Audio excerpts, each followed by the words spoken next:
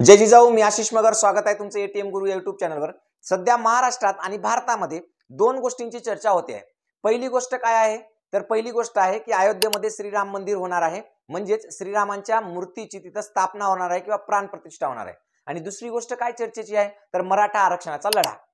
आता श्रीराम मंदिराच्या मूर्तीच्या प्राण प्रतिष्ठेची तारीख 22 तारीख आहे आणि मराठ्यांच्या लढ्याची म्हणजे मराठा आरक्षणाची तारीख 20 तारखेला सुरू होणार आहे हा लढा. आणि हा 26 तारखेला मुंबईमध्ये मोर्चा पोहोचणार आहे आंतरवली सराटीतून आणि तिथे 26 तारखेला हे उपोषणाला बसणार आहेत.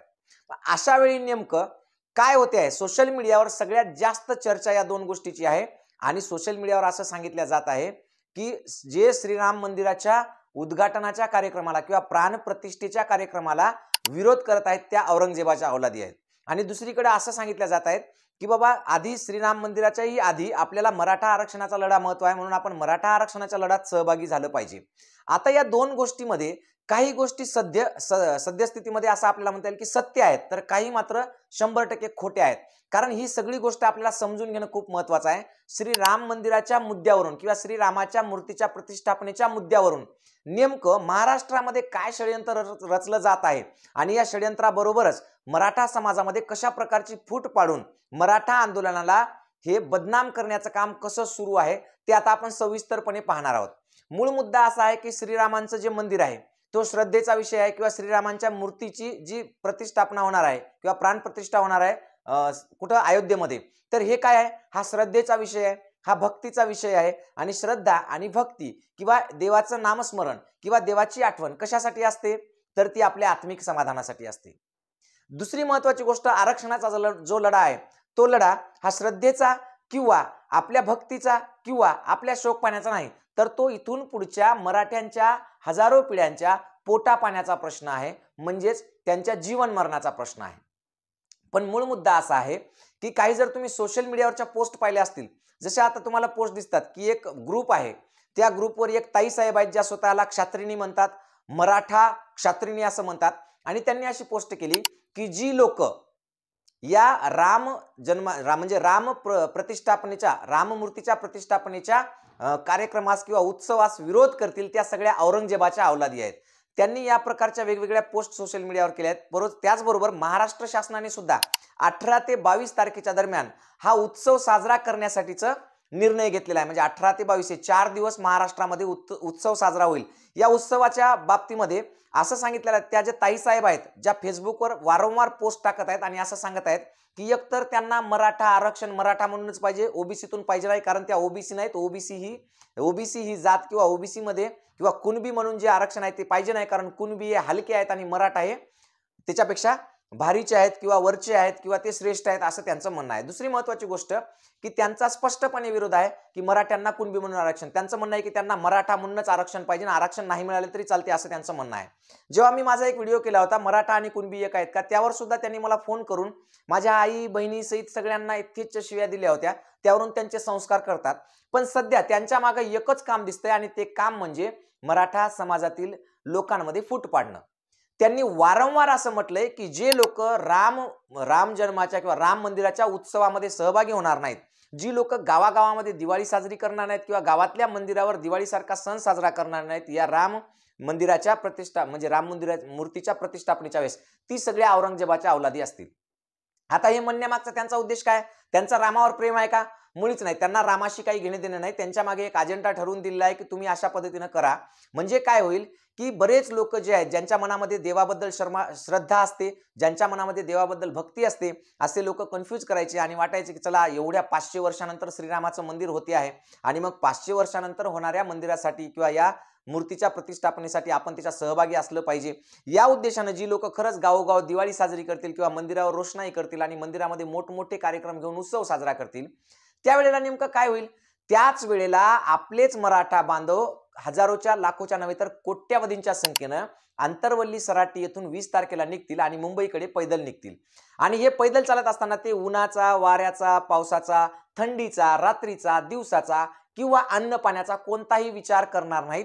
ते आपल्या पुढच्या हजारो पिढ्यांना, आपल्या पुढच्या लेकरा बाळांच्या भविष्याला फक्त आरक्षणाची साथ मिळावी, त्यांना जीवन जगणं सुकर व्हावं म्हणून लढणार आहेत. मग अशा वेळी एकीकडे कोट्यावधी मराठा बांधव रस्त्याने मुंबईच्या दिशेने निघलेले असतील आणि दुसरीकडे जर त्याच गावामध्ये अशा प्रकारची दिवाळी किंवा रोषणाई किंवा हे सगळं गोडधोड करून सण साजरा केलेला दिसेल, तर अशा वेळी मीडिया काय करणार?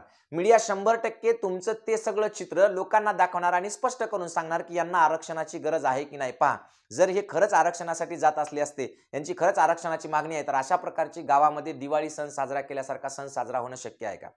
म्हणजे मूळ मुद्दा इथं असा आहे की लोकांना धर्माच्या नावाखाली चितावण्या देणं, लोकांना धर्माच्या नावाखाली वेगवेगळ्या पद्धतीनं द्वेष पसरवणं लोकांमध्ये, आणि हा द्वेष पसरवून आपलं स्वतःचं जे इप्सित आहे ते साध्य करणं. मुळात श्रीराम हे श्रद्धेचा विषय आहे. प्रत्येक हिंदूच्या मनामध्ये श्रीरामांबद्दल अपार श्रद्धा आहे. प्रत्येक माणूस श्रीरामांची भक्ती करतो. आणि मराठा समाज म्हणजे जो वारकरी समाज आहे, जो मुळात कुणबी आहे, त्यांच्या तर मुखी नेहमीच राम असतो. कारण आपण एकमेकाला भेटलो तरी अभिवादनासाठी म्हणतो राम राम. मग ज्यांच्या मुखामध्ये 24 घंटे राम राम आहे, उठलं तेव्हापासून रात्री झोपेपर्यंत राम राम आहे, अनोळखी माणूस दिसलो, ओळखीचा माणूस दिसो, पाहुणा दिसो, रावणा दिसो, प्रत्येक वेळी आपल्या मुखातून जर राम राम निघत असेल, तर खरंच हा वारकरी समाज आणि हा मराठा समाज रामांच्या विरोधात आहे का? मुळात रामांच्या विरोधात नाही. पण असं दाखवल्या चाललंय वारंवार की आपण सगळे अयोध्येचा सण साजरा करत नाहीत किंवा अयोध्येला न जाता मुंबईला जातो आहोत, म्हणजेच आपण कोणाच्या अवलादी आहोत? तर आपण औरंगजेबाच्या अवलादी आहोत. आणि हे निश्चितच अत्यंत घाणेरडा प्रकार आहे. आणि याच्यामधून साध्य काय करायचं त्यांना काहीच नाही.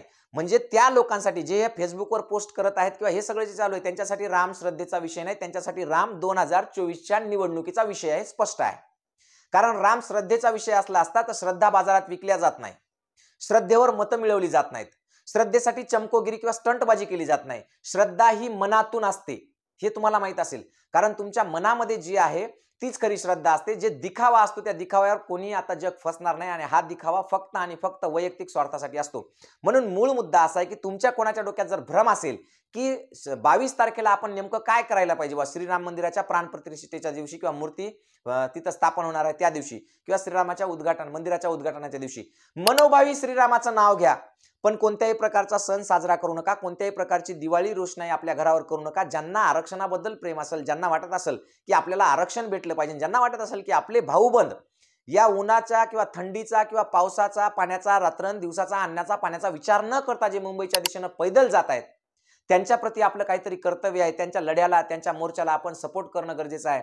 आणि त्यांच्याबद्दल आपल्या मनामध्ये काहीतरी आस्था आहे असं जर दाखवायचं असेल तुम्हाला, तर एकच गोष्ट दाखवा. एकाच वेळी सोशल मीडियावर काही जण स्टेटस ठेवतात, एकीकडे भावपूर्ण श्रद्धांजली, त्याच्या पुढचं स्टेटस असतं वाढदिवसाच्या खूप खूप शुभेच्छा. यावरून त्या माणसाच्या वर्तनात आणि कीर्तनात किती फरक आहे आपल्याला कळून जातं. कारण एकाच वेळी तुमच्या मनामध्ये 2 भावना असू शकत नाहीत. तुमच्या मनामध्ये कोणती तरी एक भावना असणार आहे किंवा त्याचं तुम्ही जाहीरपणे काय करणार आहात, खुलासा करणार आहात. तर माझं सगळ्यांना स्पष्ट म्हणणं आहे की रामाबद्दल आपल्या मनात अपार श्रद्धा आहे, ती श्रद्धा कधीही कमी होणार नाही. पण या फालतूच्या स्टंटबाजीला कोणीही बळी पडू नये.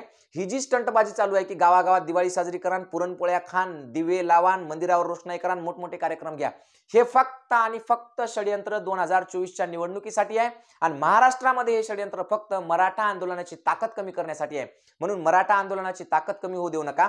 आपलं सर्व लक्ष सध्या फक्त मराठा आरक्षणाकडेच ठेवा. आणि या मराठा आरक्षणाच्या लढ्याला प्रभू श्रीराम आपल्याला नक्कीच यश देतील आणि इथल्या राजकारण्यांना सुद्धा सद्बुद्धी देतील की मराठ्यांना लवकर आरक्षण द्यावं म्हणून. आणि सगळ्यात महत्त्वाची गोष्ट म्हणजे असे जे सोशल मीडियावर सध्या मेसेजेस येत आहेत की त्या औरंगजेबाच्या अवलादी आहेत वगैरे वगैरे वगैरे, तर ह्या सगळ्या अशा बोलणाऱ्या ज्या अवलादी आहेत त्याच मुळात मराठ्यांच्या नाहीत असं मी स्पष्टपणे म्हणतो. कारण ह्या अवलादी ह्या नीच आहेत आणि ह्या दलिंदर अवलादी फक्त आणि फक्त मानवतेवर कलंक आहेत. माणसामध्ये द्वेष आणि भांडणं पसरवण्यासाठी ह्या अवलादी काम करतात. म्हणून यांच्यावर लक्ष देऊ नका. आपल्याला सध्या महत्त्वाचं आहे आपलं मराठा आरक्षण, आणि त्या आरक्षणावर फोकस करा. सर्वांनी मिळून मनोज जरांगे पाटलांना सहकार्य करा आणि त्यांच्या पाठीशी उभं राहा. आणि येणारा जो आपला लढा आहे मुंबईचा, तो यशस्वी होण्यासाठी प्रत्येकाने आपल्यामध्ये आहे ती प्रत्येक ताकद लावली पाहिजे. पूर्ण ताकदीनिशी आपण लढलं पाहिजे आणि हा यशस्वी मोर्चा केला पाहिजे. आणि मराठ्यांना कुणबीतून किंवा ओबीसीतून आरक्षण मिळवण्यासाठी प्रयत्न केले पाहिजे, हे मी सगळ्यांना आवाहन करतो आणि थांबतो. जय हिंद, जय महाराष्ट्र, जय जिजाऊ, जय शिवराय.